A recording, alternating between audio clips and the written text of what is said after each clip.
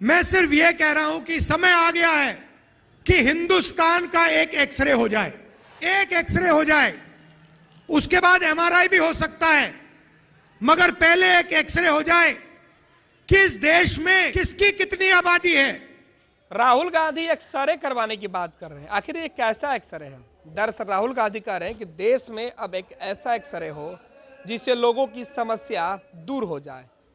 राहुल गांधी बिहार दौरे पर, और इस बीच उन्होंने कहा कि बिहार में जिस तरीके से या देश के अंदर जब आदमी बीमार पड़ता है तो डॉक्टर के पास जाता है तो डॉक्टर सबसे पहले कहता है कि आपके एक्सरे कर लिया जाएगा तो आपकी बीमारी समझ में आएगी। उसी प्रकार देश के अंदर जो सबसे बड़ा जड़ बीमारियों का है उसका एक्सरे जरूरी है, और ये एक्सरे तब सामने हो आएगा, इसकी रिपोर्ट, जब सभी वर्गों का समुचित हिस्सेदारी होगी, यानी जातिगत गणना होगी। राहुल गांधी जिस दावे से इस गणना की बात कर रहे हैं उसके बाद सवाल ये उठ रहा कि आखिर राहुल को एक्सरे की क्या जरूरत? सुनिए राहुल गांधी किस बात को लेकर कह रहे हैं कि एक्सरे की जरूरत है। यू टर्न ले लेते हैं।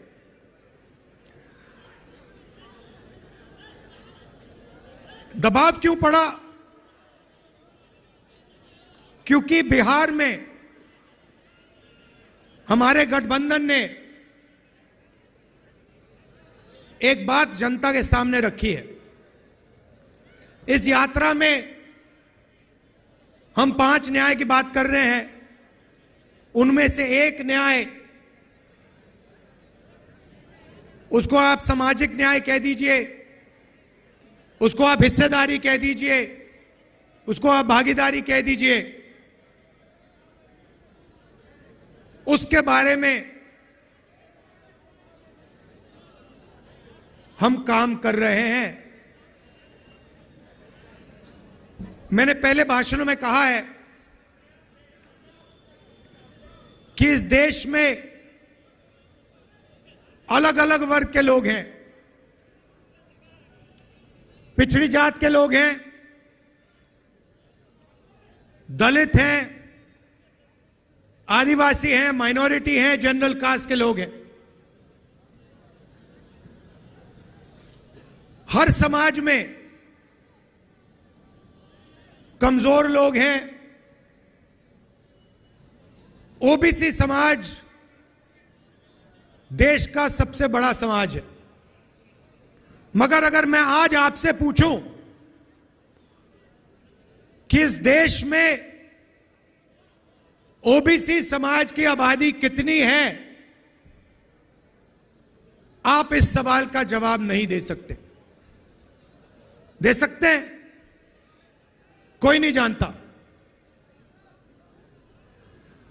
और मैं सिर्फ एक बात आपके सामने रखना चाहता हूं। आप देश के किसी भी सेक्टर को देख लो, सरकार की बात करनी है तो मैंने पिछले भाषणों में कहा, जो देश की सरकार को चलाते हैं 90 अफसर हैं, आईएएस के अफसर हैं, 90 में से 3 ओबीसी वर्ग से आते हैं। और अगर 90 अफसर पूरे के पूरे बजट के बारे में निर्णय लेते हैं तो ये ओबीसी अफसर 100 रुपए में से 5 रुपए का निर्णय लेते हैं। तो सरकार में ना ओबीसी की, ना दलित की, ना आदिवासी की भागीदारी है। सरकार को छोड़िए, हिंदुस्तान की सबसे बड़ी 500 कंपनीज को देख लीजिए, उनकी लिस्ट निकालिए, उनके मालिकों के नाम पढ़िए, आपको उन नाम में से एक दलित, एक आदिवासी, एक पिछड़ा नहीं मिलेगा।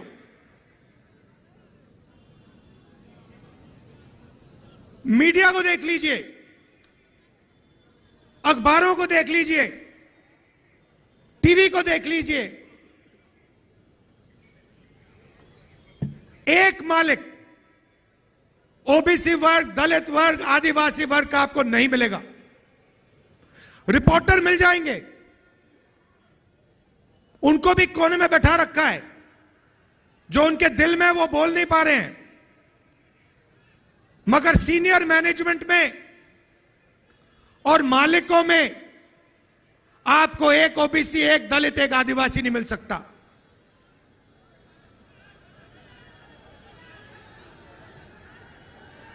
प्राइवेट एजुकेशन के सिस्टम को देख लीजिए, प्राइवेट कॉलेजेस, यूनिवर्सिटीज को देख लीजिए, प्राइवेट अस्पताल देख लीजिए, एक मालिक आपको ओबीसी, दलित, आदिवासी का नहीं मिलेगा। तो मैं सिर्फ यह सवाल पूछ रहा हूं कि अगर हम सामाजिक न्याय की बात कर रहे हैं तो यह तो स्पष्ट है कि हिंदुस्तान के किसी भी सेक्टर में पिछड़ों को, आदिवासियों को, दलितों को न्याय नहीं मिल रहा है।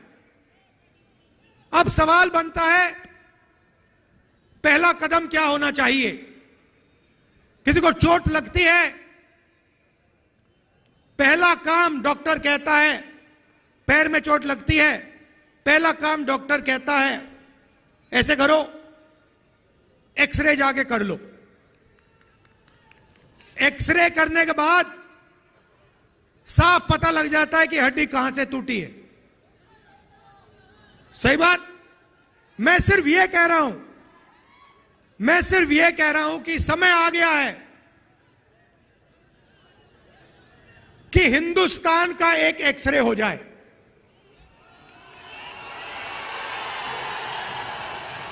एक एक्सरे हो जाए, उसके बाद एमआरआई भी हो सकता है, मगर पहले एक एक्सरे हो जाए कि इस देश में किसकी कितनी आबादी है, लोगों की गिनती हो जाए। जनरल कास्ट के इतने लोग हैं, उसमें से अमीर इतने हैं, ओबीसी जात के इतने लोग हैं, उसमें से अमीर इतने हैं, गरीब इतने हैं, किसान इतने हैं, मजदूर इतने हैं, भूखे इतने हैं, आदिवासी के इतने लोग हैं, इसमें आदिवासियों में अलग अलग ट्राइब्स के इतने इतने लोग हैं, दलित इतने हैं, इसमें दलितों में ये अलग अलग लोग हैं, ये भूखे मर रहे हैं, ये मजदूरी कर रहे हैं, ये सड़क बना रहे हैं। बस मैं यही कह रहा हूं, सामाजिक न्याय का यही मतलब है, और सामाजिक न्याय का पहला कदम देश का एक्सरे करना है। अब बात समझिए, नीतीश जी कहां फंसे, मैं आपको बताता हूं। मैंने नीतीश जी से साफ कह दिया कि देखिए, आपको जाति जनगणना बिहार में करनी पड़ेगी, हम आपको छूट नहीं देंगे। और आरजेडी ने, हमने यह काम नीतीश जी पर दबाव डाल के किया। अब क्या हुआ? अब दूसरे साइड से प्रेशर आया। बीजेपी नहीं चाहती कि इस देश का एक्सरे हो, डरते हैं एक्सरे से। दूध का दूध, पानी का पानी हो जाएगा, पता लग जाएगा कि कितने ओबीसी हैं, कितने दलित हैं, कितने आदिवासी हैं। बीजेपी ये नहीं चाहती।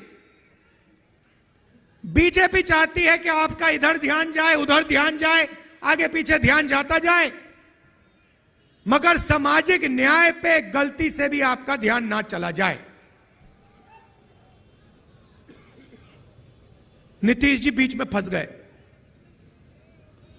और बीजेपी ने उन्हें रास्ता, निकलने का रास्ता दे दिया, और नीतीश जी उस रास्ते पे निकल गए।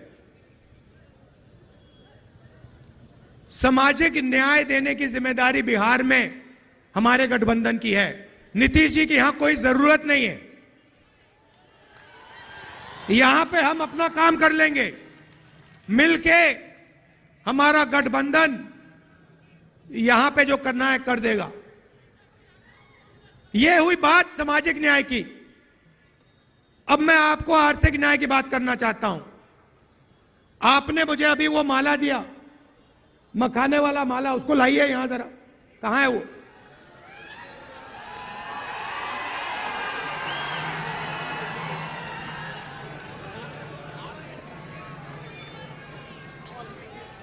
पैनोरमा ग्रुप, जो सोचता है वो करता है। ये लो मुंह मीठा करो, आज मैंने अपना जॉब छोड़ दिया। अब हम पूर्णिया वापस जाएंगे। जॉब छोड़ दिया है? मतलब ये घर कैसे चलेगा? हम करेंगे क्या? और माँ बाबूजी क्या बोलेंगे? इसलिए मैं एक और मिठाई का डब्बा लाया। अपने बिजनेस के लिए लोन अप्रूव हो गया। अरे लोन अप्रूव हो गया वो तो ठीक है, लेकिन पूर्णिया में हम रहेंगे कहाँ? अपना घर भी तो नहीं है वहां। इसलिए तो एक और मिठाई का डब्बा अलग से लाया हूं। हमने पूर्णिया में घर ले लिया है, पूर्णिया के ई होम्स पैनोरमा में। पूर्णिया में पैनोरमा ग्रुप लेकर आए हैं ई होम्स पैनोरमा। बड़ा घर, आलीशान जिंदगी और अत्याधुनिक सुविधाओं के संग। अरे अरे, अब क्यों मुंह मीठा करवा रही हो? क्योंकि हम घर वापसी जो कर रहे हैं। घर वापसी की खुशी पूर्णिया में ई होम्स पैनोरमा के संग। ई Homes Panorama, luxurious lifestyle redefined.